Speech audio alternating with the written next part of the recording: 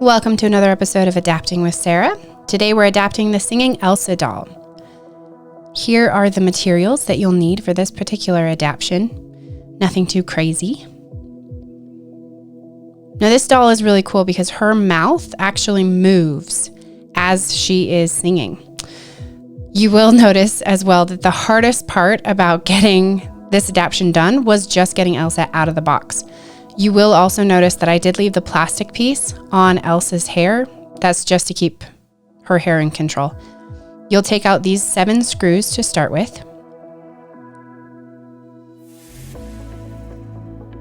And I do speed it up. If you're doing this along with the tutorial, just pause it here so that you've got time to take those screws out. Be gentle as you're opening her up. Her arms may fall off, that's okay. Once you open her up, you'll see that there's a piece of tape holding the wiring. That tape is just so that those wires don't get pinched anywhere. You'll take the 3 screws out of this pink box. That's the motor that makes her head move, or her mouth move, excuse me.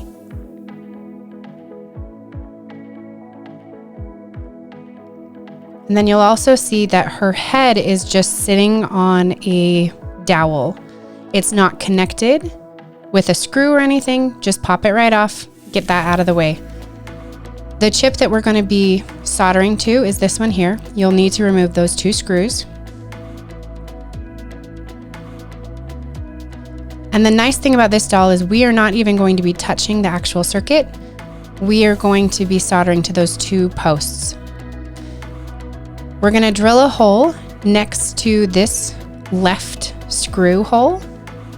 By putting our audio cable through there, we keep out of the way of any internal components or supports.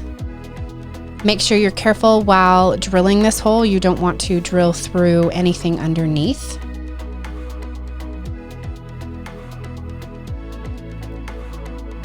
I use a 1/8 inch drill bit that is sized perfectly for the audio cable that I use. You want to make sure that you insert this audio cable before you solder your toy. That is a very important step because you will not be able to run it through the toy after soldering. I add a zip tie now because I forget about it. The reason for the zip tie is to keep the cord secure. And here's where we will start to solder. Red and black, it doesn't matter which wire ends up on which post. You just need to get 1 wire on each post. I went ahead and added a little bit of extra solder to those posts so that my wiring would stay on them and I wouldn't have to worry. It would be a nice secure connection.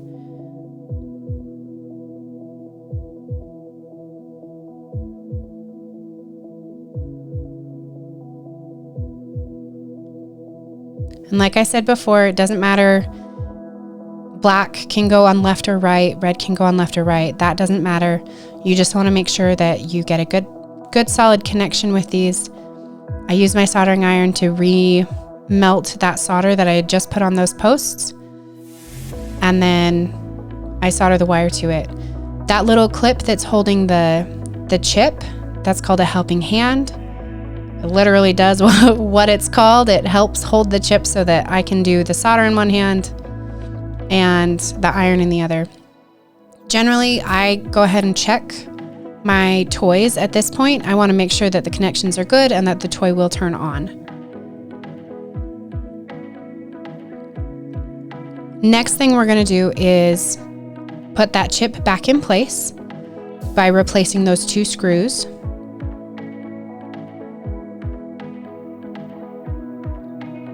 From here, we're going to tighten the zip tie. Now, the point of the zip tie is to make sure that if the cord gets pulled on, it's not going to rip out any of the soldering that we've done. You want to make sure that you have a little bit of slack inside the toy so that if for some reason the zip tie does move, you're still going to be secure. You can see I'm pulling on it with a good amount of force. As of yet, I have not had any of my connections rip out, and I have 2 little boys that love holding these toys by the cords. So the zip ties have worked really well for me. Next, we're gonna reassemble the toy. So you're gonna put the head back on first, and then we're gonna put that pink box on.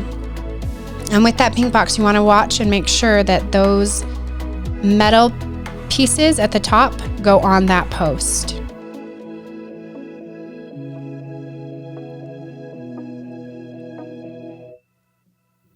You may need to fiddle a little bit. Make sure the wiring isn't in the way of any of your screw posts.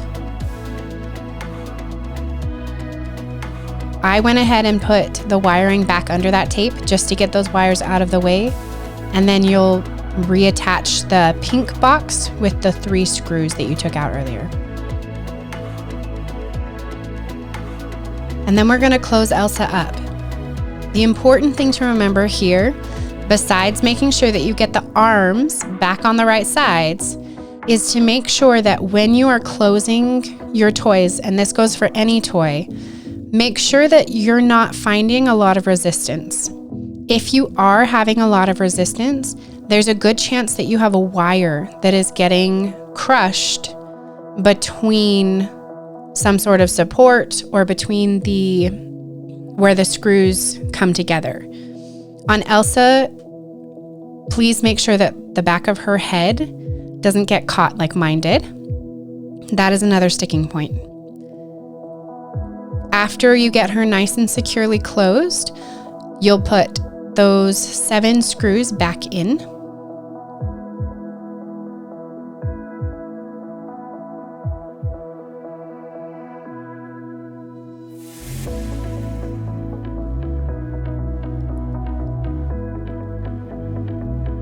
Now, all you got to do is get Elsa dressed,